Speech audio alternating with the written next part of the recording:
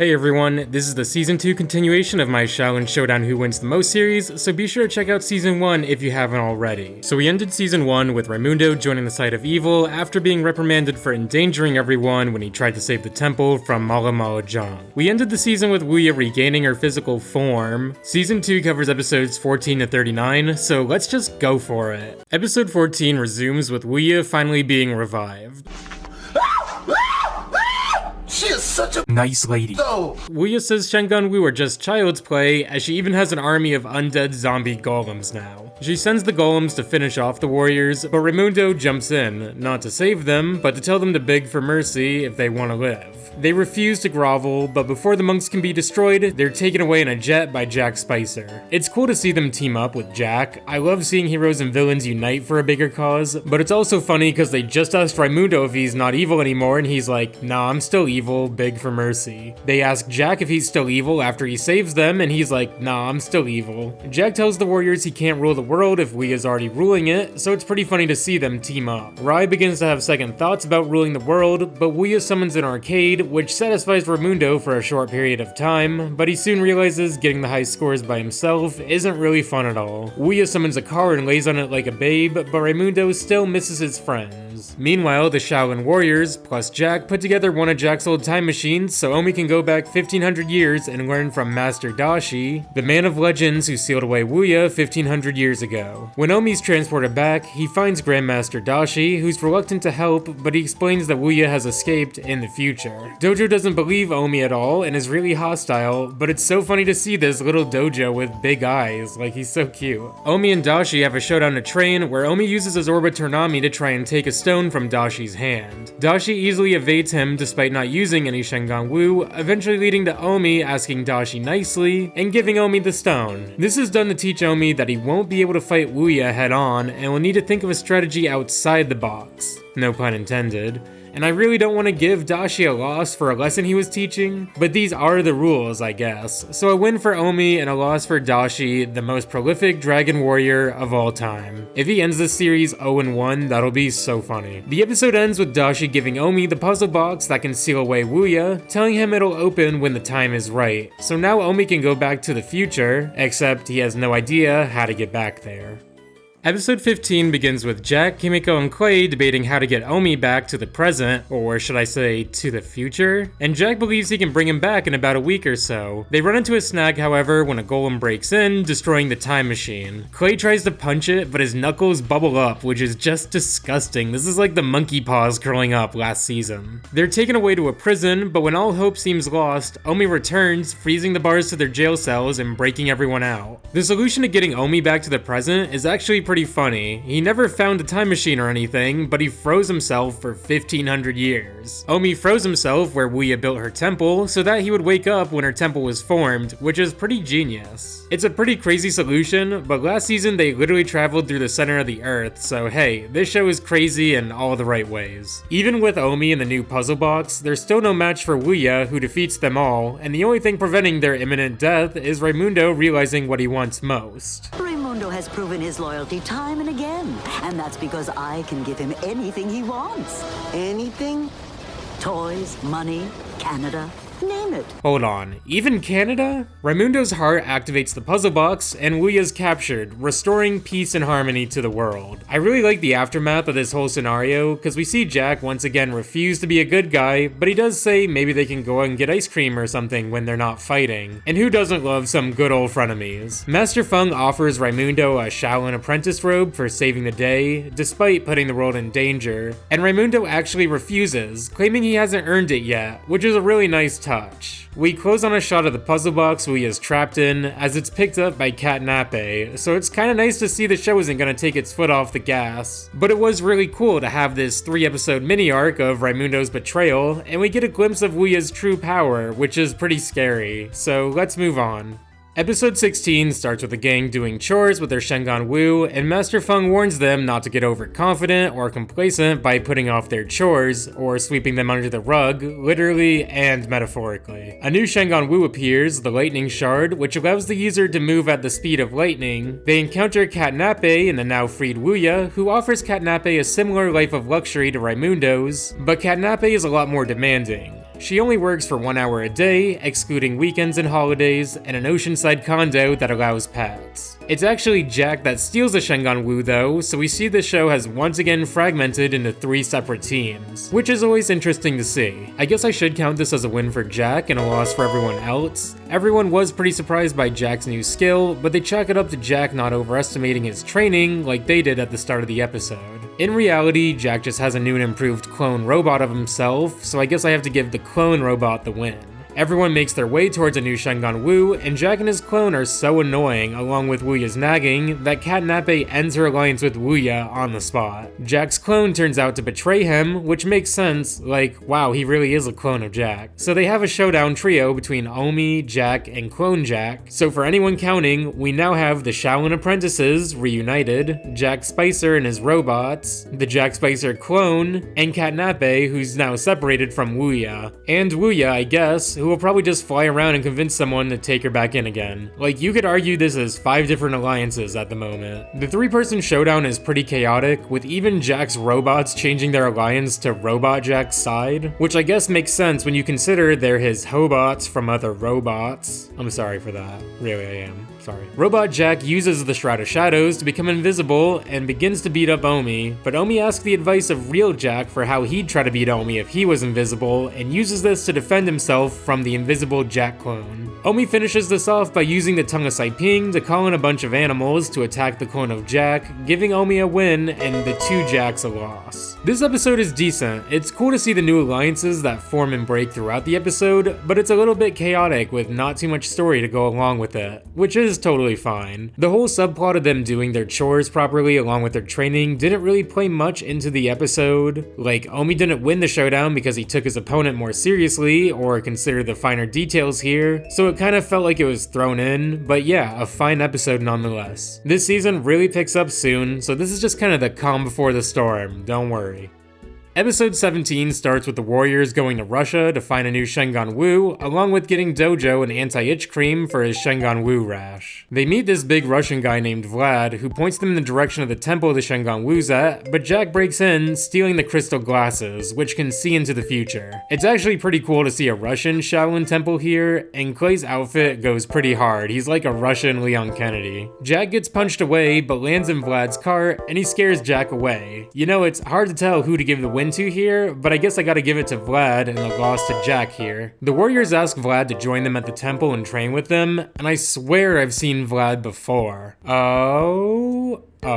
Vlad is revealed to be in cahoots with Jack, and I don't know if the joke here is like he's a Russian spy, but they use the crystal glasses to see into the future, like Raimundo using them to spar with Omi, seeing his every move before he even does them. But when Omi's convinced by Vlad to look into the future, he sees the destruction of the world and the enslavement of his friends, with Omi leading this destruction. In order to prevent this bleak future, Omi decides to leave the temple, which he kinda does a lot this season. The others say this is pretty ridiculous for Omi to fear, like even Raimundo wouldn't try to destroy the world anymore, but Omi still leaves. It's later revealed this bad future Omi saw was a result of looking through the crystal glasses, with the reversing mirror being held in front of them by Vlad, thus turning the good future into a bad future. When Vlad reveals this, Omi regains his confidence and competes in a showdown against him where they have to escape the cave before it fills with water. This showdown is just so one-sided though, like Omi can control water, and the crystal glasses are so overpowered and let him see into the future. Really, Vlad never stood a chance despite their differences in strength and size, giving Omi a win and Vlad a loss. The episode is fine, but it's kinda obvious how the episode's gonna flow from the start. I will say I'm glad they didn't do the plot of new characters introduced and an old character gets blamed for everything. Like, I'm glad we didn't get Russian Bendy.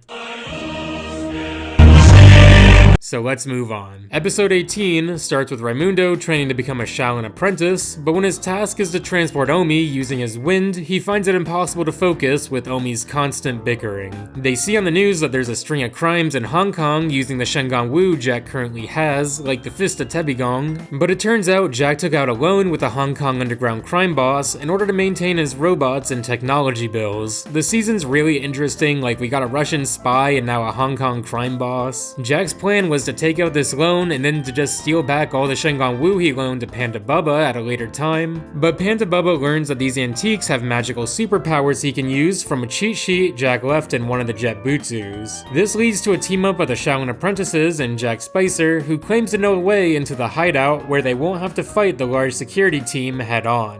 But Raimundo disapproves of teaming up with Jack, and it's kinda crazy to see them trust Jack Spicer over Raimundo. Like, this is why Rai left in the first place. It's obviously a trap, causing everyone to get kidnapped by Panda Bubba except for Raimundo, who escapes back to the temple with Dojo. Raimundo tells Master Feng he has a plan, and asks Master Feng to confide in him, which he does, and it's nice to see, especially when no one else believes him here. We see Raimundo defend the Shengon Wu safe from Panda Bubba's henchmen, but eventually loses when they use the Ring of the Nine Dragons.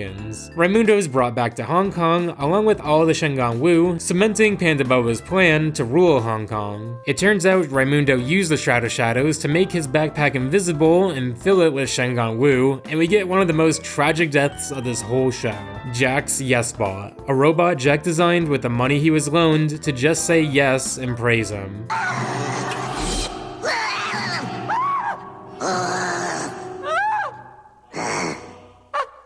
The episode ends with Raimundo, Jack, and Panda Bubba in a showdown trio, so we get another trio showdown, which is pretty interesting. This showdown is a sailing race through Hong Kong, and it looks really cool. When Rai's boat is sank, he uses a signature wind move, Typhoon Boom, to surf on a plank of wood all the way to the finish line, winning the showdown and resulting in the arrest of Panda Bubba. Raimundo's finally promoted to Xiaolin Apprentice for his efforts, and overall it's a nice episode with a nice story attached to it of Raimundo believing in himself, having the confidence to fight his own way, and regaining the trust of his friends. Episode 19. This episode starts with the gang searching for the wings of Tanabe, a Shengon Wu that lets you fly like an eagle, leaving a rainbow trail behind you. So we got two conspiracy theories in one, cause this looks like chemtrails that'll make the frogs gay or something. Jack and Ouya create this giant red cyclops. I don't really understand how, but the Xiaolin apprentices use their new move, which is called the Dragon X Kume formation. I have no idea what it does yet, cause the cyclops knocks them down right as they're getting into formation, flying away with the Shengon Wu.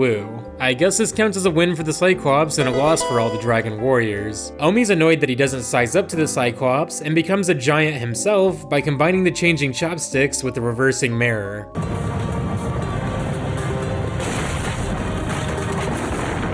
Now there is nothing I cannot accomplish, except perhaps explaining to Master Feng about the temple ceiling.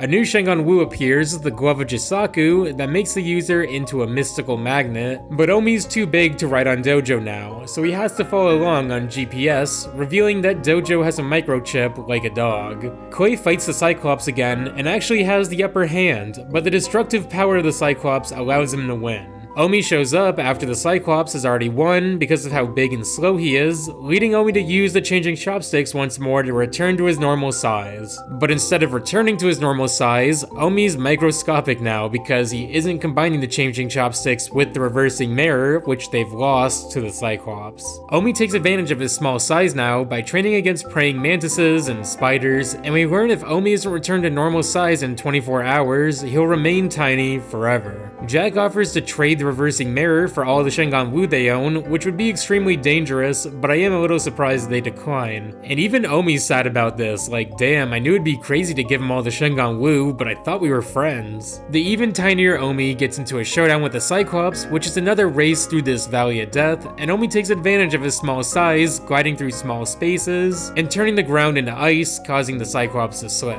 Omi wins this showdown using his skills he learned from his time being really tiny, and ends up reverting back to normal size at the last moment. It's a decent episode with a good moral and action, nothing too crazy, but pretty entertaining nonetheless. This season's pretty long, so we gotta keep moving.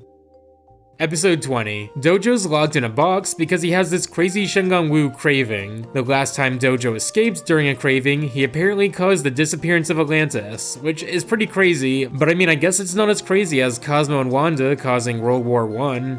Oh, sweetie, we didn't desert you. You abused our magic, took out Archduke Ferdinand, and plunged the world into World War I! Omi stays behind to watch Dojo as the others go on to fight Jack for a new Shengon Wu, and Dojo tries to get Omi to set him free, even shapeshifting into Omi's mother, which obviously doesn't work because Omi's an orphan. But damn, turning into an orphan's mom to try to get him to free you, that's just cold. But Dojo eventually manages to lock Omi in the box and escape. Meanwhile, Jack gets into a fight with Clay, Kimiko, and Rai over a new Shengon Wu called the Tunnel Armadillo. Jack uses that big magnet Shengon Wu to grab all the others and gains a win against Clay, Kimiko, and Rai. This is real Jack's first win of the season, since the win before went to Clone Jack. When they return to find Omi locked in Dojo's box, Master Feng warns them Dojo's escape will lead to 1,000 years of darkness, or 962, but 1,000 sounds scarier, you know? Dojo grows another head for some reason and eats everyone, causing the gang to team up with Jack and devise a plan to escape from Dojo's inside story. Omi gets into a showdown with this giant powerful Dojo, and Omi wagers his changing chopsticks against the fist of Tebigong Dojo coughs up. The showdown is the first person to capture the other wins, and Omi uses the changing chopsticks pretty similarly to the last episode, taking advantage of his small size against a much bigger opponent. Omi wins the showdown by revealing Dojo's box he was locked in before was turned both large and invisible now by the changing chopsticks and the Shroud of Shadows, and maybe the reversing mirror too? Which is a cool reveal, but Omi using all these Shengon Wu kinda muddles the storyline of the showdown. It's not really a showdown anymore, it's like a war and Omi's throwing the kitchen sink at Dojo, but it's cool so I can give it a pass. And I can give Omi the win, ruining Dojo's perfect win streak of 1-0 last season. R.I.P. Episode 21. This episode starts with the Xiaolin warriors fighting Jack's newest invention, cheerbots, which are cheerleader robots. And again, you just know Jack Spicer's a creep if he's building cheerleader robots or the Kimiko robot from last season. Your girlfriends look like they could use a makeover. Don't listen to her, Christy. She's just jealous. You know, that was worse than I imagined. I was mostly kidding, but never mind, Jack really is a creep. This fight's interrupted by some kind of satellite meteor thing that reveals a hologram of an elderly Omi warning them that the world will soon be conquered by evil. He tells Omi to find the Sands of Time, a Shengon Wu that allows the user to travel through time and alter it. The gang ends up exploring the world searching for the Sands of Time, even going to a fake pyramid that was part of a movie set. They fight these mummy stunt doubles, and the director kinda looks like the critic. Who are you? I am the director of the Sands of Time, the longest running show in Egyptian dinner theater history. But it's been bothering me trying to figure out who he sounds like. At the moment, me and my friends guess it's kinda supposed to be like William Shatner, but if anyone knows, feel free to let me know in the comments. Jack Spicer finds the Sands of Time and comes up with the plan to use it to travel back in time and assemble a team of some of the most notorious historical figures, and it's pretty crazy who he gets. First, he gets Attila the Hun, considered one of history's ultimate barbarians, and played a large role in the downfall of the Roman Empire. Next, he allies with Blackbeard, widely considered the deadliest pirate, and I'm not gonna lie, I did Google if Blackbeard was actually a real person after this and not a fictional character, because I never really learned about him in school or anything, and I always see him in shows and movies, so I just had to make sure, you know? We got Billy the Kid, one of the most notorious Western outlaws, and the last member of the team is probably the most evil, notorious character in all of fiction, Mrs. Cornhaven, Jack's first grade teacher. The new evil dream team fights the Shaolin apprentices, and the monks use their new team combo move and end up lassoing the new villains, but Jack uses the Sands of Time to transport all the villains away as he plans to recruit the most evil villain ever. But it's really funny because he teleports here in a Hawaiian shirt and says he took a year off to take some vacation time, relax, and think of the ultimate evil plan, which was to bring in old man Jack Spicer, who can recall the location of every Shengon Wu throughout history, so they can get there first. This really feels like the strongest Shengon Wu ever. Just the planning time this artifact gives you alone kinda makes every character using it into Batman with all the preparation time they can get. Dojo gets a premonition of a new Shengon Wu with the best name of any Shengon Wu in the entire series. I asked some friends what they think this Shengon Wu would be called if they had to guess, and honestly, the names they made were better than what we actually got. They said the Brilliant Baby or Golden Goo Goo, but what if I told you this was called the Sweet Baby Among Us? We don't even know what it does yet because it's not even used in the episode, and I know I just said Sands of Time might be the most OP Shengon Wu, but I don't care, I miss Among Us. By the time they get there, the Shengon Wu was already found by Jack thanks to the recollection of old man Jack Spicer, leaving only his business card, which is really funny. Dojo remembers the Ruby of Ramses was seen in the Pharaoh's head back on the Egyptian movie set from before, leading all the heroes and villains to meet up here. Omi gets his hands on the Sands of Time and summons old Omi, leading to a showdown between Jack and Omi and their old man counterparts, which is such a crazy concept.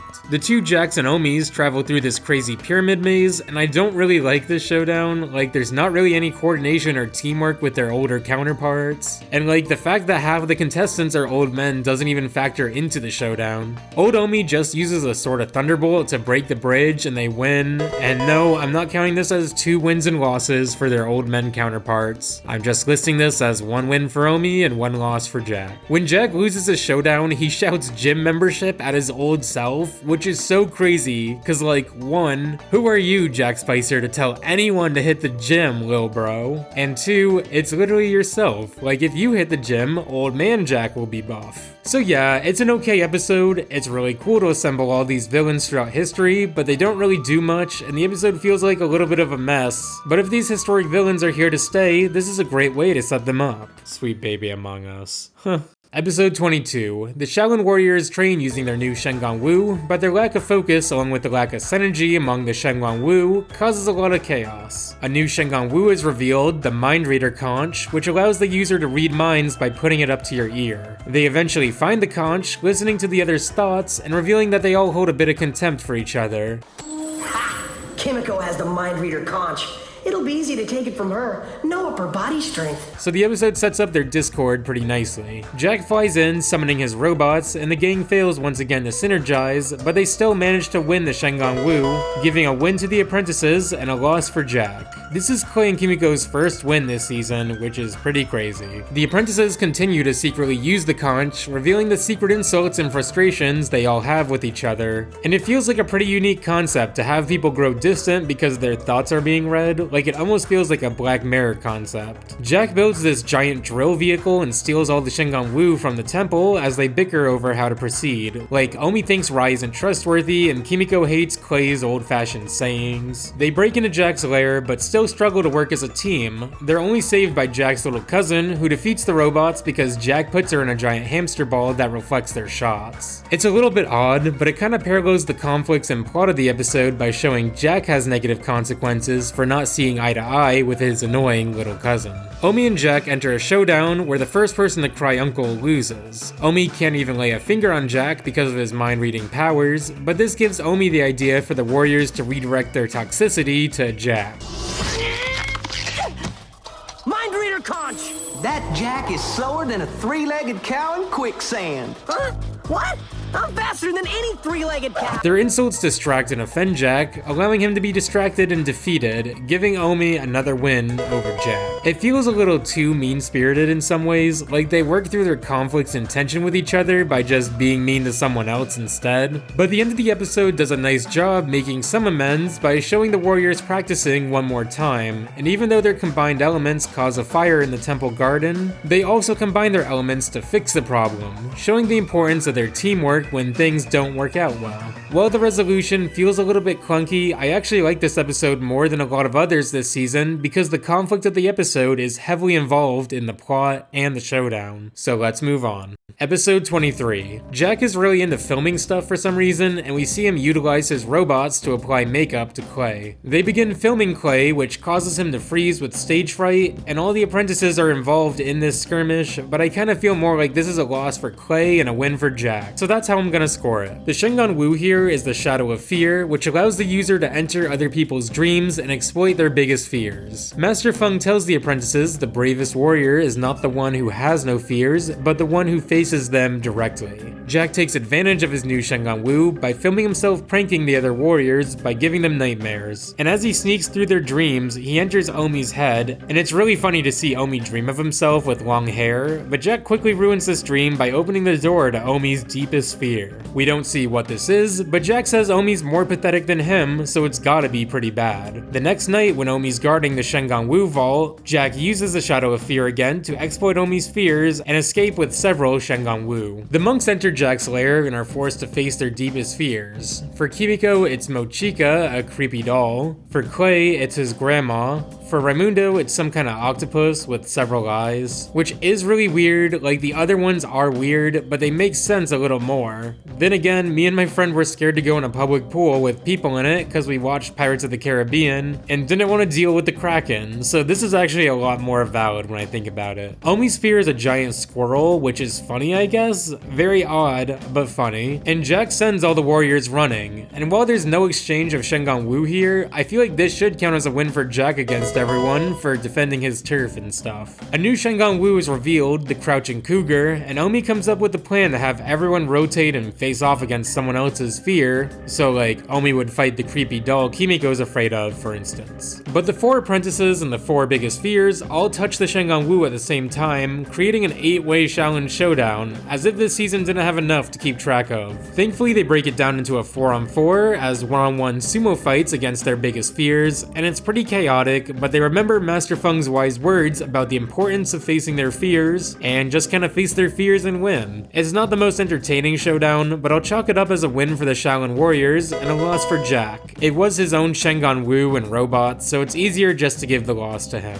On top of his loss, the Warriors use the Shengon Wu to mess with Jack's dreams, and it's revealed his biggest fear is getting flushed down the toilet. And I just know Jack Spicer would love Skibbity Toilet. I don't know, I kind of think a giant mutant squirrel is more valid of a fear than getting flushed down the toilet, but that's probably up for debate. Let's just move on. Episode 24. This episode starts with the famous Master Monk Guan showing up at the temple, and Omi is especially starstruck. Dojo's made fun of for lagging behind and being slow and old and overweight, but Guan is fascinated by Dojo, introducing him to his friend Chase Young. Chase Young turns out to be a master of evil and was holding Monk Guan's spear hostage in exchange for Dojo. Chase has all these big cats that basically serve as guards and butlers, which is interesting and all, but I feel like humans with opposable thumbs make for better hospitality service though. Chase's lair is actually really interesting. Like, I think it's a fantastic design and is really unique. Without Dojo, the warriors find the next Shengon Wu by sticking a GPS tracker to Jack's vehicle, but as soon as Jack picks up the monsoon sandals, he falls and is caught by Chase Young. Jack offers his Shengon Wu to Chase Young, which is a great way to show how starstruck Jack is. Like, there's nothing Jack would trade for a Shengon Wu. The apprentices fight to win Dojo back, along with the Shengon Wu, and are easily defeated by Chase. Chase doesn't have any desire for the Shengon Wu and gives it to Jack, but I'm counting this as a win for Chase and a loss for the apprentices, but not as a win for Jack. Monk Guan reveals years ago he fought Chase Young, and their battle lasted years but ended when Chase was able to take Monk Guan's spear, which is interesting to see, since Chase believed in his own strength, disregarding Shengon Wu as well as Guan's spear. We learned Chase Young wasn't always evil, but traded his soul for the recipe to a potion that'll keep him young forever. And this recipe requires dragon, which is why Chase traded the spear for Dojo in the first place. And oh my god, after all these years, I just realized his name is Chase Young because he's chasing young. He wants to be forever young.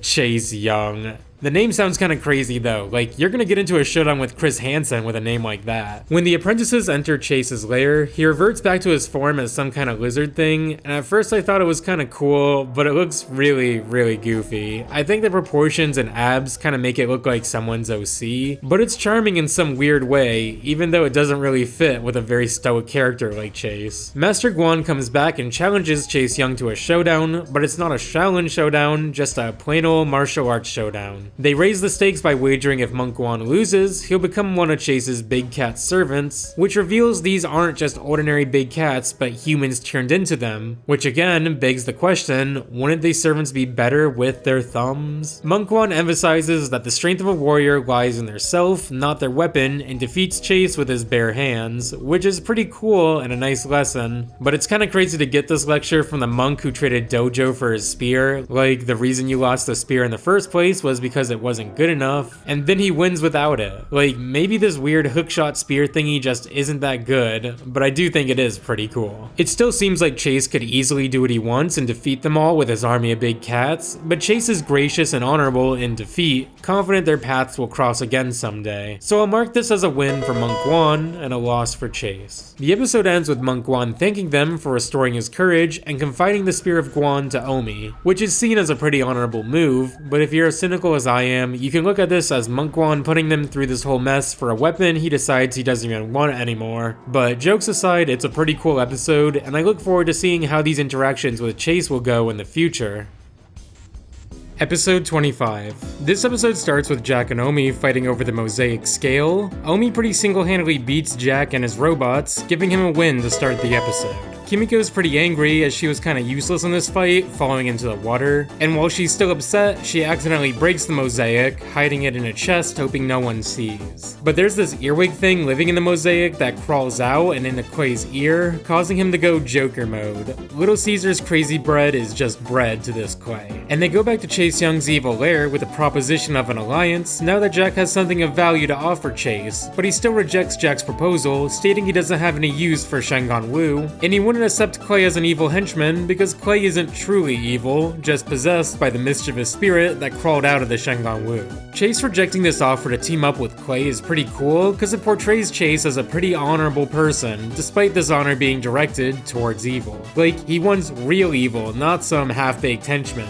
Back at the temple, Master Feng reveals the spirit that possessed Quay is after a Shengon Wu called the Monarch Wings, which is a sister Shengon Wu to the mosaic scale, and if combined together, the earwig, named Sabini, will no longer need a host to possess. The gang splits up to try and find Quay, but Omi encounters Chase again, who doesn't seek to fight, but to challenge Omi to defeat Sabini. I've read a lot of controversy surrounding Chase so far, but I'm really liking him. Like, yeah, he's a villain, but he has such an ominous presence so far. Like, he doesn't have the desire to fight the others, waxing poetic about how the power of will is stronger than a warrior's strength, and how he isn't above teaching Omi lessons just because they're on different sides of good and evil. They do a great job portraying Chase Young as an honorable villain who was once good. Omi applies this lesson from Chase in his battle against Sabini, in which he fastens his resolve and continues to fight. What's really interesting about this scene though is how Omi fights. Omi focuses on self-defense and counters in a Tai Chi combat style, utilizing moves like Chase Young. Later, Kimiko gets into a showdown against Sabini, wagering the Eye of Dashi, which if you don't remember, kinda shoots lightning bolts, and Sabini uses the tangled web comb, which is really cool because in Kimiko's only other big showdown so far, she actually used the tangled web comb to defeat Jack in Season 1. In the showdown, they chase this butterfly that represents the Monarch Wings, and Sabini ends up grabbing it, which as we know is pretty bad since Sabini will become invincible if he combines them. Kimiko uses the lessons she's learned from Master Feng here, that what's important is not to avoid making mistakes, but to ensure you correct them. So Kimiko uses the Eye of Dashi to trap Sabini and the Shengon Wu as they're combining, and it might seem a little weird, like how is she able to just trap him in the Shengon Wu, but she did use the Eye of Dashi, which did play a big role in sealing Wuya away 1500 years ago. So it's a cool callback to involve these Shengon Wu here that have been pretty notable in their past appearances in the show. So the win goes to Kimiko and the loss to Sabini, who's gonna need an asset now, and you know he kinda looks like that cockroach that eats the hamburger from SpongeBob, so he's gonna be the icon for Sabini. Omi asks Chase Young why he helped him defeat Sabini, and Chase says it was just a small favor, and maybe one day Omi will return the favor. So the episode ends with this ongoing mystery of what Chase Young's motives truly are, and why he isn't getting involved. So let's move on. Episode 26. This episode starts with the Xiaolin apprentices being given a day off, and they use their elemental powers to make a beach day at the temple, which is really fun to see. A Shengon Wu activates the lunar locket, which can control the phases of the moon. I'm sure it can do something of value, but it sounds like the most pointless Shengon Wu ever. Like, oh, we went from a waning crescent to a waxing crescent, huh? In the struggle for this new Shengon Wu, we see Jax created a new robot called the Dude Bot from the Heart of Jung, and he's really funny. Like, he just kinda speaks in dad euphemisms. Like, hey sport, let's throw around the old pigskin, as he pelts Raimundo with a snowball. Dudebot gets increasingly emotional about his conflict with the Xiaolin apprentices, believing they could have been friends in another life, and rips out his own heart, well, the Heart of Jung, and throws it into a ravine. This is pretty messed up when you think about it, as the robot taking his own life because he's forced to work for Jack. But I guess I gotta call this a win for Jack and a loss for everyone else, since Jack does end up with a Shengon Wu from the actions of his robot. The Heart of Jung ends up creating an evil yodeling snowman and Lederhosen, who's pretty big and strong. He gets his hands on the lunar locket and creates an eclipse, ushering in a new ice age. But I'm sure he didn't expect 5 more ice ages since this episode was created. It's really funny that Wuya abandons Jack for the snowman. Like, love it or hate it, she's always making business moves. The snowman has no desire to rule the world, like he just wanted to turn the world cold and dark, and now he's done it. Eventually, in part to Wuya's nagging, the snowman gets into a showdown against Omi where they play hockey. I love the design of this hockey rink. Like, they could have just made a normal hockey rink, but instead it has this warped perspective and edges, making it that much more badass to have in a showdown. Omi tries to use his water powers, but the snowman utilizes the lunar locket to bring the moon right above his head and propel the water away, which is crazy by the way. Omi uses the reflection of the water to his advantage and strikes it back at the snowman, leading to him finishing the snowman off by shooting a puck at his heart, dislodging the Heart of Jung and scoring a goal, thus giving Omi a win and the snowman a loss. Overall, not a very substantial episode. There wasn't really any plot or character development, but the hockey showdown was pretty cool. Rest in peace, Dudebot. Let's move on. Episode 27. This episode starts with the planets aligning and all the Shengon Wu they've collected so far taking to the sky. They learn every 1,000 years the planets align to recreate Mala Mala Jung, that big monster from the end of Season 1. The warriors follow the Shengon Wu to this hazy island, even splitting up to cover more ground, but Omi gets into a fight with Jack Spicer, which distracts them enough to allow the Shengon Wu to form into Mala Mala Jung. Omi takes the blame for this, saying he should have called the others for help, but was too proud and confident. But they can't sulk for too long because a new Shengon Wu has formed, the Emperor Scorpion, which has the ability to control any Shengon Wu. There was a really interesting comment on the Season 1 video where user Ronin Catholic talks about how the Emperor Scorpion might be used as a control for other Shengon Wu that are really powerful, like the Sapphire Dragon for instance. And I just wanted to quickly mention that because I think that's a really cool point about the Emperor Scorpion. It looks like it could be one of the most powerful Shengon Wu if it can control all the others, and it gives the warriors one last chance to stop Mala Mala Jung before he transforms into the Fearsome Four, which is just 4 Mala Mala Jungs instead of 1, which does go pretty hard still. They all travel to the center of the earth where the Shengon Wu is, but the Fearsome Four has already formed. Omi tries to take them all on himself to no avail, letting Jack fly away with the Emperor Scorpion. So Jack basically has control over the Fearsome Four because he can control every Shengon Wu, essentially ruling over their life or death. Back at the temple, Master Feng tells the apprentices they need to focus more on their individual element powers and what they can do best. Which is an interesting moral to apply to the episode where they've failed for going off on their own too much. It's kinda nice they don't just turn it into you need to work together and only together, but I think there's a little more nuance in suggesting to work together as a team and to work better, it's important to know what you and only you can do best. Later they break into Jack's basement and enter a 4v4 showdown, the apprentices versus the Fearsome Four, and it's a showdown where they have to remain up in the air on these hooks. They use the Falcon's Eye to guide each other through the darkness of this pit, but everyone quickly falls besides Omi. There's probably something to be said about the sacrifice and selflessness in this showdown, because everyone manages to pass the Shengon Wu to another ally as they're falling, or ensuring someone grabs the rope, even if it means they fall. The showdown ends with Kimiko using her fire element to light up the pit, simultaneously getting rid of Jack Spicer, and it allows Omi to use his water powers to defeat all the Mala Mala Jungs, knocking them down into the pit. Thematically, this has to go as a win for all 4 characters, and I guess you can count this as a loss for Mala Mala Jung and Jack, which is crazy because I wouldn't have given a loss to Jack if he didn't intervene, but now he's gotta hold this L. Overall, it's a fine episode, and I like the fact that they learn to come together more as a team while also focusing on their individual element powers. The team combos they learn really feel like a nice logical step for the apprentices to take, and it's kinda crazy to think they beat not 1, but 4 Mala Mala Jungs now. So let's move on. Episode 28 starts with a new Shengon Wu activating back in Texas, but they encounter a biker gang, the Black Vipers, who tie everyone up and throw them into their underground hideout. It's revealed the leader of the Black Vipers is Clay's sister, who became a punk after harboring a lot of resentment towards her prodigy brother she lived in the shadows of. She wants to throw down with Clay, but he refuses to fight his sister, causing them to be stuck in jail. They eventually sneak out, searching for a Shengon Wu, the Sphere of Yoon, that allows the user to imprison one's enemy. Dojo says it's a good Shengon Wu to bring into bad neighborhoods, which sounds a little crazy. Like the one Shengon Wu about imprisoning people and you want to bring it to bad neighborhoods? But Dojo does keep that thing on him, let's be real. When they eventually reach the Shengon Wu, Jack Spicer swoops in and takes it, which per their rules makes Jack the new leader of the all-girl biker gang. I gotta count this as a win for Jack and a loss to all the apprentices, which makes me kinda nervous Jack is just gonna disproportionately sweep this season. Even though it's not an official showdown, I still mark this as a win for Jack, and even Wuya's like, oh my god, you actually won for once. And they send the apprentices even further underground, where they'll basically be left to rot. But Clay's sister eventually makes her way down to save the apprentices, revealing even though they don't get along, Clay's still family. Clay doesn't buy this though, believing his sister can't just become good, and he's right, because she basically just leads him into a trap where he reveals where all the other Shengon Wu are they were hiding. Clay and his sister get into a showdown, which is a demolition biker derby, which is a cool idea, cause you gotta give her something she excels at to make an interesting competition. Like, she calls them Shengon Wards. The showdown's relatively short, but it's pretty cool with them riding through this Desert Valley inspired course. Clay saves his sister from falling, but she takes advantage of Clay's kindness by kicking him off his bike and winning the race/showdown. Hop on! Don't mind if I do. In your face, Clay. Yeah! Clay's pretty and we even get a happy ending where Clay receives a package from his sister that has all the Shengon Wu she took in it, saying how she felt bad taking advantage of his kindness. She does reveal she kept one Shengon Wu for herself, which we see as the wings of Tanabe as she rides her motorcycle off into the sky. I think I gotta list this as a loss for Clay and a win for Jesse, because Clay lost the showdown even though it was pretty screwed up what she did. He lost the battle, but not the war, so let's move on.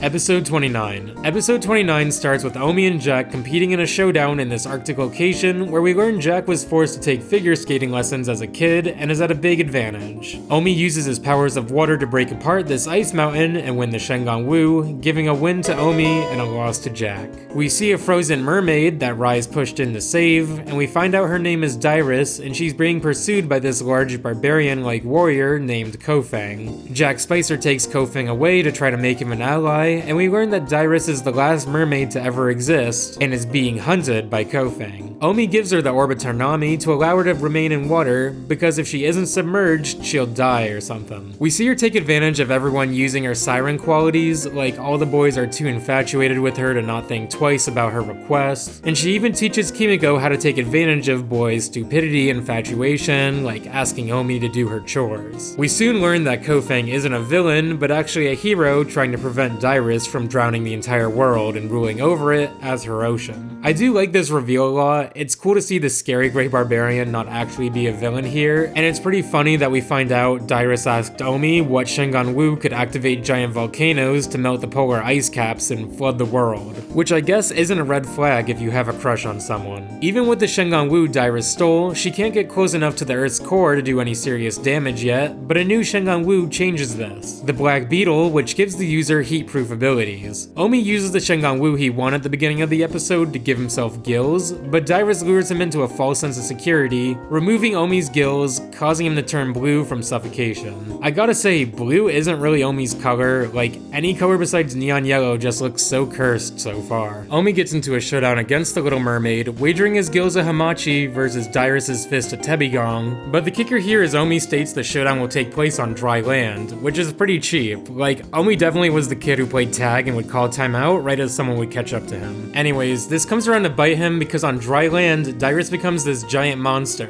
which begs the question, why would she want the world to be water if she could be a monster otherwise? Omi's gills end up betraying him since the fight is on dry land and he can't breathe. Like, clearly Omi didn't think this through. But he actually lulls Dyrus into a false sense of security with his suffocating, summoning water through a crack in the ice and reverting Dyrus to her mermaid form. He steals the Shengon Wu from Dyrus, winning the showdown, and it's kinda crazy he defeats a mermaid by shooting water at her. But the episode has a really captivating ending where Kofang holds Dyrus down, trapping the two in the collapsing glacier, leaving them frozen together. It's a really cool, noble ending, and I always appreciate how often the show will have a bittersweet ending like this. I guess the technical ending of the episode is seeing Jack Spicer stranded in the middle of the ocean, and the Dragon Warriors save him, but they do this by tying him to the bottom of their jet as he water skis his body off the freezing water. It's always funny that they're willing to save Jack, even though if they just left him there, it would save 90% of their troubles, but it makes them act a lot more like frenemies, and I think in a way that contributes to how popular Jack is, that they can all fight for control of the world, while also portraying it like a friendly rivalry at times. Episode 30 starts by revealing a new Shengon Wu that's appeared in Japan, the Zingzambone, which allows the user to create a zombie army, which gives us probably the scariest moment of this season. How does Raimundo turn his eyes red and wrinkle his face like this? How? In Tokyo, it's revealed Kimiko's dad is a rich video game tycoon, but before they can talk more about this, they end up fighting Jack's new koi fish robots in a Japanese fish market. In the aftermath of their conflict, no one can find the Shengon Wu, so you know what? This is a loss for everyone. This is like a teacher punishing the whole class for someone talking. They meet Kimiko's dad, who gives the apprentices a tour of the video game toy factory, where he shows them their own U-bots, these little robots that shift into the person holding them. Apparently, business has been doing so well, Kimiko's father has teamed up with a new business partner, which Omi incidentally learns is Panda Bubba. As we see Panda Bubba watch over the production, Jack Spicer enters, giving Panda Bubba the Zingzambone, which we learn Jack actually had a ninja robot steal at the beginning of the episode, so when no one could find it, Jack was actually just playing dumb, so they didn't fight him for it, which is actually pretty genius. So yeah, I gotta retroactively change this as a win for Jack and a loss for the Xiaolin apprentices. In return for the Zombone, Panda Bubba gives Jack new robots. We see Panda Bubba turn the factory workers into zombie slaves to increase the video game and toy production, insert joke about Overwatch here, and Kimiko can't believe her father would team up with such a notorious villain. Kimiko's dad has been brainwashed by Panda Bubba, and it's revealed he would never knowingly team up with a villain like Panda Bubba, and that Kimiko doesn't have to worry about this. Kimiko gets into a showdown against Panda Bubba, wagering her Silk Spitter against his Shroud of Shadows, in a showdown where they compete for the high score in this zombie video game. Panda Bubba jumps out to an early lead, but pushes his advantage by grabbing Kimiko's Silk Spinner she dropped, giving his Shroud of Shadows to a zombie to make it invisible to attack Kimiko. Kimiko can spot a small part of the zombie though, giving her the Shroud of Shadows, which she uses to reverse the situation, utilizing both Shengon Wu, along with her fire powers and some power-ups she found along the way, to defeat the final boss and win the showdown. Kimiko, creates a union or something, freeing all the enslaved workers and saving the day. Nothing too crazy plot-wise here, but it's cool to see Panda Bubba may stick around more in the future and even team up with Jack, and the showdown was actually one of the more entertaining ones of the season. Episode 31. This episode starts by revealing an evil comet that threatens consequences if Shengon Wu are used in the next 3 days, as the comet circles the Earth. Jack and Wuya seek to trigger the evil from the comet by hitting it with a laser beam, causing a volcano to activate in Brazil. As Raimundo sees his hometown is being destroyed by the volcano, he uses the Golden Tiger Claws to transport himself. He uses the Sword of the Storm to redirect the volcano and save his town, but when he returns, Raimundo's unable to get the Golden Tiger Claws off his hand, as they now have a mind of their own from the comet. So the Golden Tiger Claws equip Raimundo with several other Shengon Wu, turning him into this giant beast that beats up the others and escapes using a portal from the Golden Tiger Claws. The other Xiaolin apprentices learn that Brazil actually did encounter a volcano, and Raimundo didn't make this story up as a weak excuse to use the Shengon Wu instead of doing his chores, and it's a nice callback to the fact that Raimundo is a bit edgy and rebellious, and the fact that there's been multiple times throughout this season where the others have said they don't trust Rai in large part because because of his big betrayal he had. Jack and Wuya find the monster Rai and give him more Shengang Wu to power him up even further. Raimundo tries to fight the temptation of the Shengang Wu taking over his body, and the Xiaolin apprentices apologize for not believing him, giving Rai enough willpower to try to control the urges of the Shengang Wu and return to the temple. But this is all part of Wuya's plan, because back at the temple, Rai uncontrollably steals even more Shengang Wu, becoming even stronger and giving Wuya a body to possess. Once you become Raimundo, are you a he or a she? I just want to get my pronouns straight. We got Jack Spicer asking someone their pronouns in 2005. What an icon. The Xiaolin apprentices get into a showdown against this monster Raimundo, who's now possessed by Wuya, and the showdown is once again steal the Shengang Wu from the other, which we've seen before this season, but I'm okay with the showdown not being terribly original concept-wise, because the fact that it's a 3-on-1 showdown, and that they're fighting against this half Wuya, half Raimundo monster adds so much flavor to this already. Wuya immediately takes Clay and Kimiko's Shengang Wu, but they focus on removing the other Shengang Wu from Raimundo. This doesn't work as effectively as one would think because Wuya Mundo has already embodied like a dozen Shengang Wu at least, so even though they aren't mentioned in the showdown, they can just kinda use the Shroud of Shadows at will or whatever. The apprentice's last resort is getting Raimundo to help fight Wuya / himself. They enter the Dragon X Kume formation they've been kinda using throughout the season, and this caused Raimundo to throw off his other Shengang Wu, bringing him back to normal. You could argue this is a loss for Wuya and Raimundo, but I'm gonna list this as a win for everyone but Wuya, in part because even before the showdown, Omi said it'll be a 4v1, because he still believes Raimundo will help them fight from the inside. So overall, it's a fine episode, probably on the lower half of the season for me, but I think it's a really cool concept to push the tension surrounding Raimundo and call back to his past mistakes. Episode 32. This episode starts with a new Shengang Wu that provides infinite knowledge called the Fountain of Wei, which is probably a reference to the creator, Christy Wei. Master Feng says if it's combined with a sister Shengang Wu, the Eagle Scope, the two can be used to unlock the secrets of the universe. They fight Jack in a junkyard where he summons these junk bots that form together like a giant trash mecha, which is actually kinda sick, I won't lie. The junk mecha runs to the limit of its extension cord, unplugging itself and giving the apprentices the Fountain of Wei. So I'll mark this as a win for everyone but Jack. Chase Young watches over the unfolding situation and demands Jack Spicer gets him the Tongue of Sai Ping, the Shengang Wu that allows the user to speak with animals. Chase wants to combine this with Jack's monkey staff for some undisclosed reason, but promises Jack his own evil army to lead if it goes successfully. Jack offers the monks a Trojan horse in the form of a statue of himself, which is just a really funny visual of a giant Jack statue holding fruit and asking to be his friend. The warriors obviously don't buy this peace treaty, but this is really clever because Jack ends up using the changing chopsticks to hide inside the fruit the statue was holding. At first I thought it was pretty genius, because who would suspect the fruit? But thinking about it more, if Jack had the changing chopsticks, who was gonna notice a tiny Jack Spicer entering the temple? Like, all the statue accomplishes is making everyone more on guard that he'll attack. Jack sneaks into the safe and steals the Tongue of Sai Ping, and while it's not really a fight, I guess I gotta give a win to Jack and a loss to everyone else he snuck by. So Chase Young creates a large army of monkeys that follow Jack Spicer as their leader, and they handily infiltrate the Xiaolin Temple. I'm kinda surprised they've pushed back so hard, like, couldn't Omi just summon a hurricane and wash them all away? They use the Fountain of Wei to try and come up with a plan to defeat the monkey army outside, and Chase Young worries because if they're able to pair this with the Falcon Scope, they'll gain the knowledge to rid the world of evil forever. Which is kind of funny. Like, sometimes Chase talks about evil in such a broad way that it seems a little too symbolic or vague. Like, is evil so one-dimensional it can be solved forever with this knowledge? Omi challenges Jack to a Xiaolin Showdown where they have to stay on monkey bars for as long as possible, and like,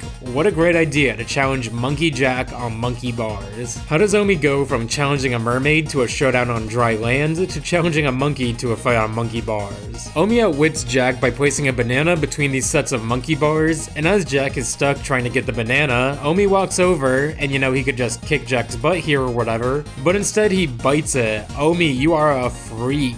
So we mark this as another win for Omi and another loss for Jack. It's revealed Chase Young has obtained the Eagle Scope, and while they have effectively prevented the Xiaolin warriors from ridding the world of evil, Chase talks about recruiting the Chosen One to the dark side in the future. It's unspecified who the Chosen One is, though it seems like it would pretty obviously be Omi, especially with the interactions the two of them have had so far throughout the season. This is the kind of episode that isn't too crazy as a standalone, but sets up the tension, drama, and climax of the season really well. It kind of feels like we've moved on from more episodic plots to a more overarching story regarding Chase Young, and I think it's pretty cool, so let's see how it all unfolds. Episode 33 starts with Omi talking about how he's on fire while playing this giant chess game thing. Yes, yes! I am in heat!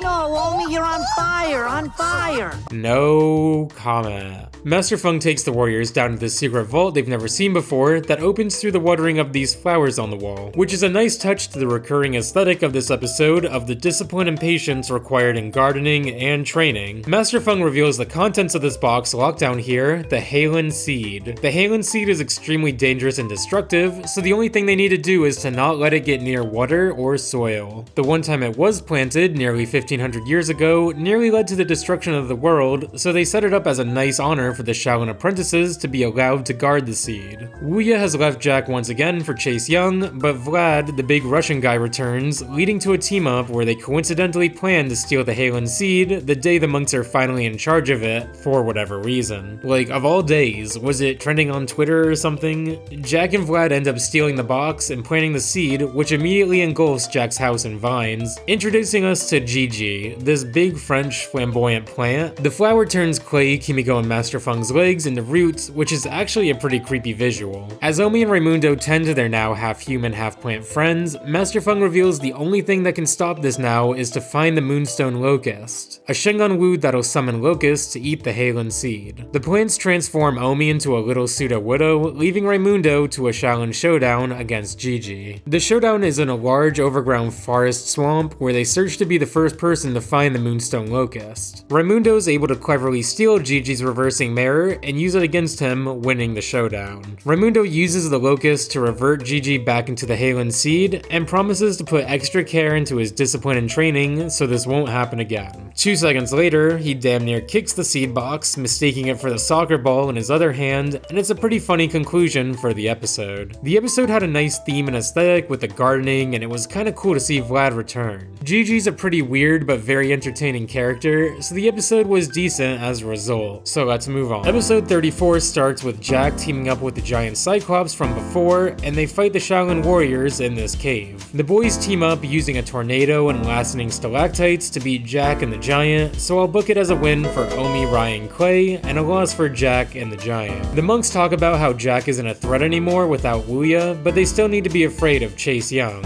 On the other hand, Chase discusses how he still intends to convert Omi to the dark side. A new Shengon Wu appears in the desert, but Chase arrives first, taunting Omi by effortlessly evading his attacks. Jack shows up with the Cyclops again and traps Chase in the Sphere of Yoon, the Shengon Wu from a few episodes ago that allows the user to imprison others. This gives Jack the powers of Chase, also giving him the powers of his big cat army, which Jack takes advantage of by attacking the Xiaolin Temple and stealing a bunch of Shengon Wu. I guess I gotta give this as a win for Jack, and if I'm giving it as a win for Jack, I guess I also gotta give it to the Cyclops. Omi frees Chase Young from the Sphere of Yoon because he can't stop Jack with Chase's powers, but he kinda figures, hey, at least Chase doesn't try to steal our Shengon Wu like Jack all the time, so I'd rather it be Chase than Jack. Omi reclaims his stolen Shengon Wu from Jack, but this gives Chase the opportunity to enter a showdown against Omi for the Mantis Flip Coin. So 21 episodes into this season, we finally get to see Chase in an actual showdown, which is actually kinda hype. Like, they've built him up really well so far. And I think it's a really interesting dynamic that Chase has expressed many times he has no interest in Shengon Wu, but wants to convert Omi to evil, so you know that this showdown probably doesn't mean much to Chase, but it'll have some kind of ulterior motive.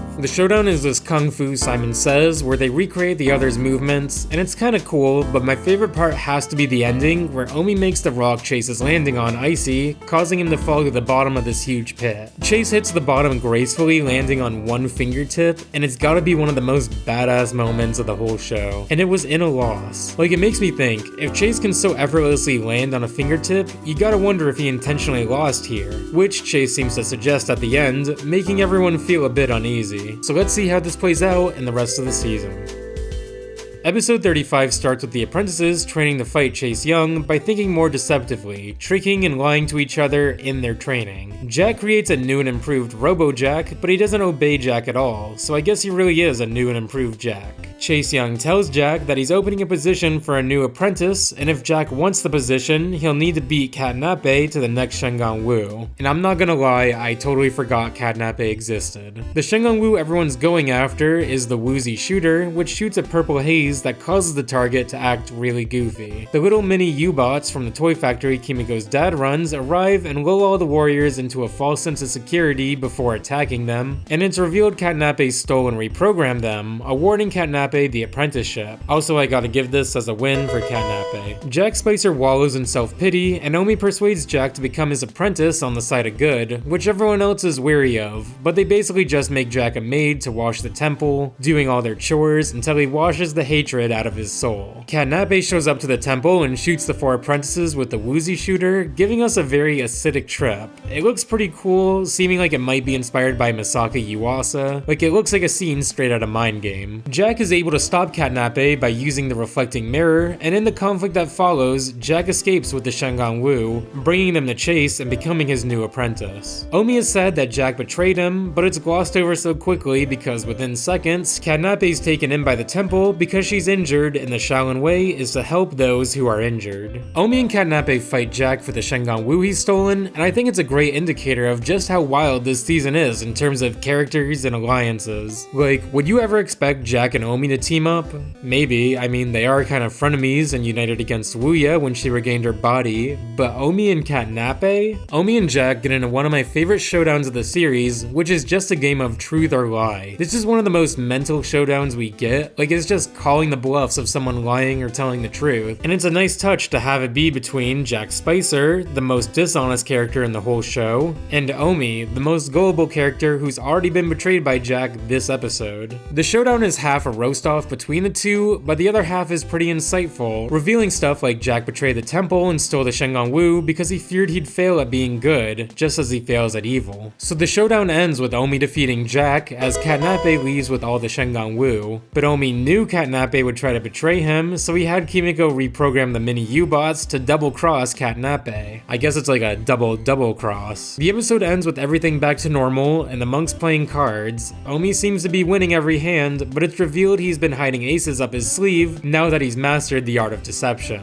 Chase sees this as Omi being one step closer to evil, and I'm kinda like, will you shut up? But yeah, I really like this episode because of what it tells us about Jack and Omi's characters, their insecurities, and what truly motivates them. And for whatever reason, this showdown always sticks out as one of the most powerful to me, because of just how much raw emotion is behind their actions, even if the action is just hopping from balloons as they pop. Overall, it's definitely one of my favorite episodes of season 2, even though I can't say it's incredibly remarkable, it's very memorable to me, and brings us one step closer to the boiling point of this season. Episode 36 starts with Jermaine, the guy from New York Omi played basketball with last season, arriving to the Xiaolin Temple to train with the other apprentices. Despite starting after everyone else, Jermaine's already a higher level than Omi, causing him to get really jealous of Jermaine. A Shengon Wu reveals itself, the Manchuria Muska, that allows the user to turn themselves into a fly. So we have Jermaine back on the side of good, and Tubby Mora, the Tubby Ninja, back on the side of evil here. In their fight, Jermaine's about to grab the Shengon Wu, but Omi sees this and tries to get up there first, taking everyone out and letting Jack and Tubby Mora run off with the Shengon Wu.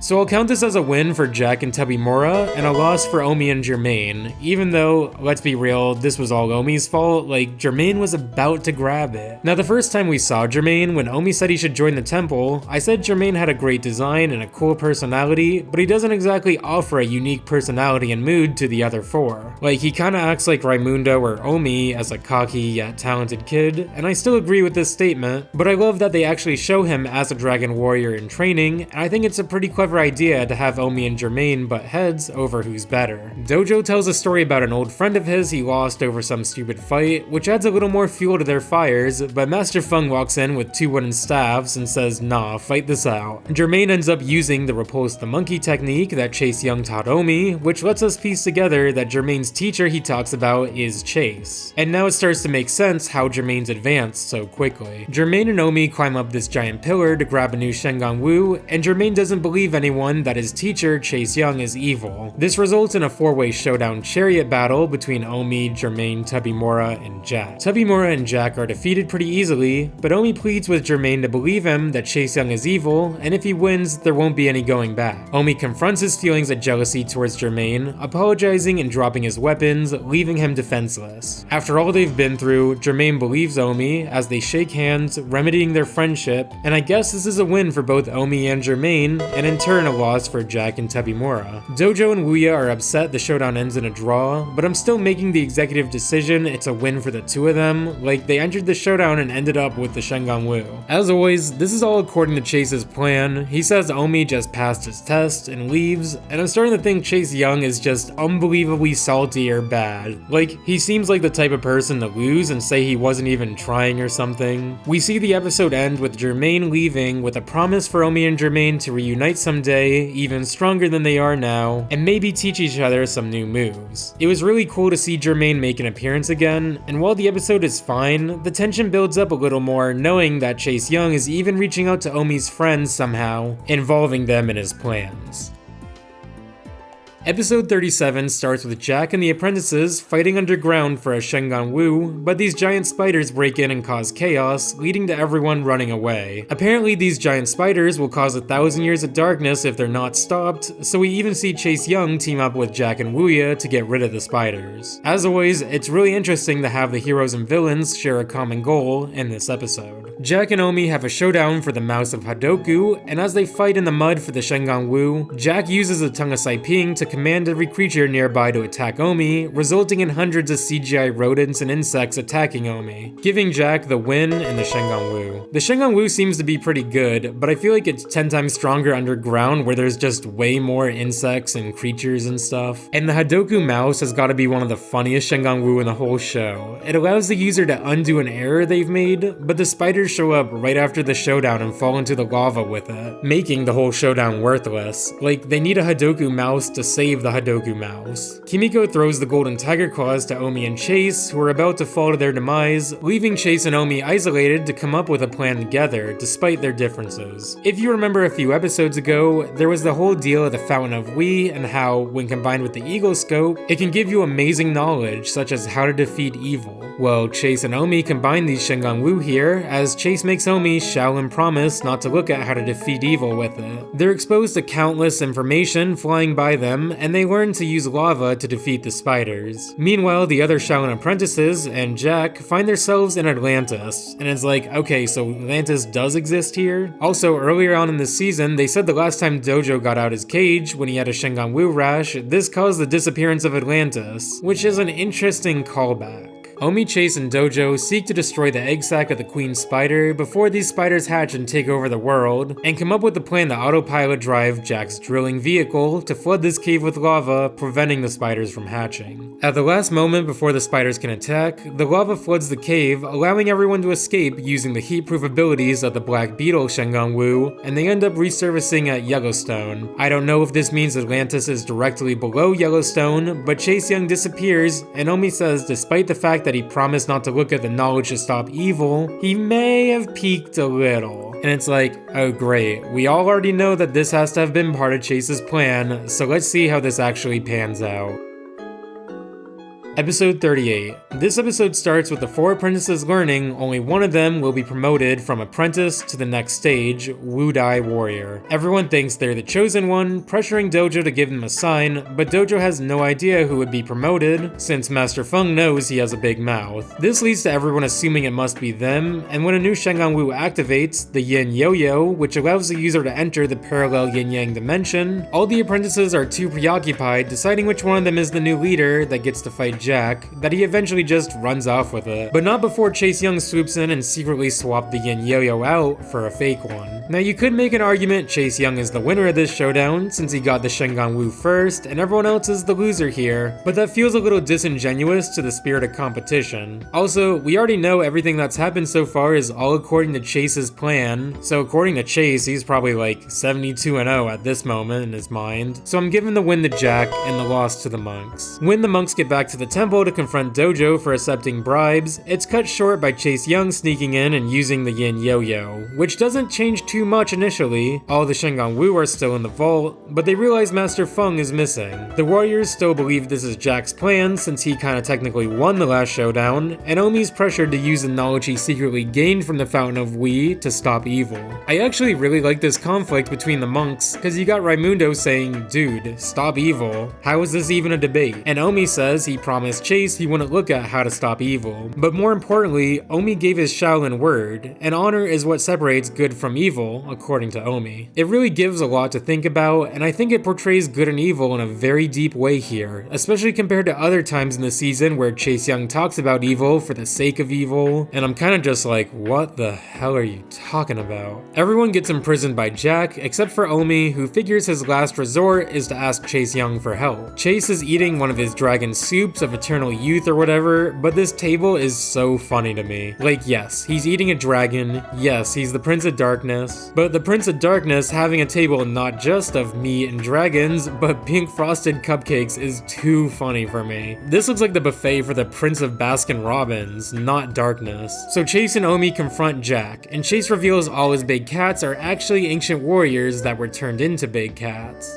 Back in their original forms, these ancient warriors defeat Jack, and Chase gives the yin yo-yo to Omi to help him find Master Feng. The art style is so cool in these scenes. Like, I've talked before about how showdowns can be somewhat experimental with the art styles, but these scenes still look great today. Omi finds Master Feng down the hallway filled with bottles of chi and uses the yin yo-yo to return back to the others. We see a bottle of chi fall to the ground with a symbol of Omi on it, which seems to suggest Omi's chi has been left behind in this dimension.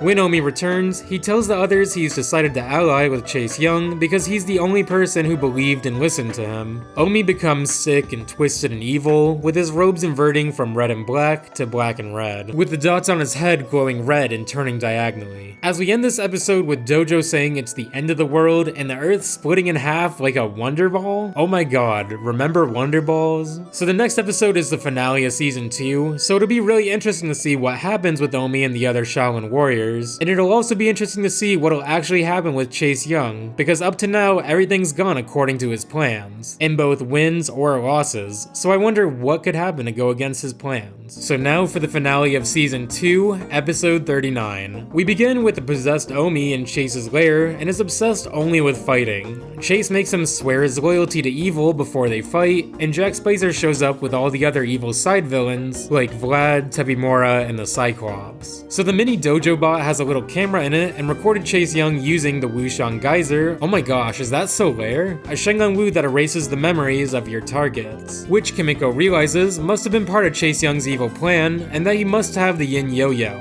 not Jack. Chase Young pulls up with a new, even more powerful evil Omi, Jack Spicer's evil club, and even his ancient warriors, and I gotta say, the show has never put the warriors in more dire straits. Like, even when Mala Mala Jung attacked, or when Wuya regained her body. And speaking of Wuya, the new evil army barges into the temple, steals the serpent's tail and reversing mirror, and reforms Wuya, just for good measure if there wasn't enough going on already. In a cosmic sense, it's kinda hilarious the least of their worries right now is Wuya, who single-handedly almost conquered the world last season, but Chase Young is wise enough to not restore Wuya to her maximum strength, since it would be a real possibility she'd try to destroy the other villains. Back at the temple, Dojo finds a missing piece of a scroll between Master Feng's toes, and get his foot out of my face. That says in addition to the yin yo-yo, there's a yang yo-yo, and you need to have both Shengan Wu in order to leave the yin-yang world. So this gives the warriors their win condition of stealing the yin yo-yo from Chase, going down to the parallel dimension to find the yang yo-yo, and restoring Omi and Master Feng's chi. Dojo has a genius idea and uses the goat Shengan Wu, I didn't even have to say its name, but it's obviously the sweet baby among us. We finally learn what it does, and nothing could prepare me for the fact that it summons a giant golden baby that hip thrusts golden diapers at people. That is insane. Maybe the most insane moment of the entire show. Rai, Kimiko, and Clay face off with Chase, Omi, and Jack, and Omi single-handedly fends them all off. When a thunderbolt gets reflected by Jack to break a wall, it reveals the Yin Yo-Yo's hiding spot, allowing Clay and the monks to enter the alternate dimension where the Yin Yo-Yo was hidden. In the Yin Yang world, the warriors find the chi of Omi and Master Feng, but they still have to find the Yang Yo-Yo. Clay continues to be the smartest character in the show by realizing that in this world, Dojo probably hid the Yang Yo-Yo in the last place he'd want to look. Well, the second to last place, which is inside his head, which makes me really squeamish to watch. Like, that's just nasty. Back in the real world with Omi's chi, they try to fight the possessed Omi, who uses some really cool evil moves. Like, he gives himself these giant water fists to punch everyone around. Kimiko and Jack shrink down using the Manchuria Muska, which turns her into a fly, and they restore Omi's chi. You might wonder why Jack would help, and I figured it was another case of Jack not wanting the actual villains to be stronger than him and take over the world, but it's actually a case of Jack leaving his evil side in the Yin Yang world. Normally it'll turn you from good to evil if you leave without both yo-yos, but it actually turns Jack from evil to good, which is pretty funny. Like, I'm really looking forward to seeing good Jack be a part of the team. The ending to this season gets a little silly, so buckle in. Omi acknowledges that when he was possessed, he swore his loyalty to Chase and evil, and as we saw before, Omi very much believes in keeping his promises and honor. I know I said it was a pretty compelling situation before, but I just kinda laugh at it this time, like, yes Omi, defend your Xiaolin way by swearing to destroy the Xiaolin way. Idiot. Chase turns Omi into a warrior cat's OC, which is really funny because I think if someone made a cat OC of Omi, it would look exactly like this. Like a Lion King looking cat with the 9 dots on his forehead. Dojo, Raimundo, Clay, Kimiko, and Jack escape as we end the season wondering the fate of the world and of our small yellow cat friend. So that's season 2 in a nutshell. Before we get to the results, I'd like to quickly say it was a really great season. It's a lot more cartoony and expressive in some ways, and I really like the overarching plot of Chase Young. And while he's somewhat controversial among fans, I think he does a great job adding tension and drama to the show, even in episodes he's not really involved in. The elemental powers took a big step up here, and I love that they can combine element powers with Shengang Wu. It's really cool to see past characters show up here, like Jermaine training at the temple, or even Jack becoming part of the Shaolin Temple. Especially when you consider it didn't start as an evil ploy, but a genuine attempt to be good before his insecurities took over, as we saw from the Truth or Lie. And as a gentle reminder, these videos aren't monetized on YouTube, so liking and subscribing helps a ton, and if you want to subscribe to my Patreon, Colby2D, part 3 is going to be uploaded there first, as well as an exclusive Patreon video about one of my favorite anime movies, the Animal Crossing movie. So let's tally up the results of this season of Xiaolin Showdown. Going back to the 5 main characters, with the lowest winning percentage of 25%, at 5 and 15 is Clay. This is pretty surprising, considering he had the second highest win percentage in season 1, but Clay wasn't really involved much this season. He wasn't really involved in any showdowns besides the one versus his sister, which he ended up losing, but on top of this, his other wins and losses were mainly being roped into the group. In 4th place at 6 and 12 is Kimiko. Kimiko actually moves up a spot from last place last season, which is kinda cool to see. She was a lot more involved throughout the season, and I think she kinda got the biggest glow up with the element powers, cause she uses her fire powers a lot this season, which is actually pretty cool to see. 3rd place only had one more win, at 7 and 12 is Raimundo. Raimundo having such a low record is pretty interesting, cause he's always portrayed as one of the strongest characters. Despite his record, Raimundo has some really impressive showdown wins, like against Jack and Panda Bubba, or against Gigi the Frenchman Flower from the Halen Seed. So this is a great indicator that record isn't everything, and if we factor in strength of schedule like this is college football, he could be the GOAT. So this leaves us with just Jack and Omi remaining. We saw Omi win a lot this season, but Jack also really powered up. Like there was episodes where he just swooped in and stole Shengang Wu like 3 or 4 times. Coming in 2nd place at 13 and 17 is Jack Spicy. Chaser. Jack did a lot of cool stuff this season, from all the alliances and villains and new robots, to just funny moments really connecting with the Warriors. His record of 13 and 17 is an improvement to last season's record of 7 and 11, which is relatively proportional when you realize this season was twice the amount of episodes, and was enough to get Jack second place here. This leads Omi to first place at 20 and 14, which is our first positive win record for a main character so far, which is really funny. Honestly, when I first started working on these videos, I expected Omi to win by a landslide just by virtue of plot and structure alone, so it's really interesting to compare. He tripled his wins and doubled his losses from season 1, which again kinda makes sense with double the amount of episodes. Looking at the side characters, nothing too crazy stands out. The Cyclops has the most wins at 3 and 2, Master Monk Guan has a record of 1 and 0 if we count his showdown against Chase, and Chase is 1 and 2 despite taking over the world at the end of the season. He's kind of a puppet master pulling strings and having other people fight for him, so I was a little surprised he didn't have more losses for how often he meant to lose. I guess this makes the most powerful character Clay's sister at 1 and 0, with her win being from a showdown. And Dojo's perfect record of 1 and 0 has been tarnished by his loss to Omi this season when he had the Shengang Wu rash. So after 2 seasons, here's our current standings. Thanks so much for watching, and season 3 will be uploaded next week here on YouTube. As I continue to work on videos y'all want to see, I'd love to know your thoughts on season 2 and what other shows you'd like me to cover in the future. Alright, talk to you next week. Bye for now. Bye.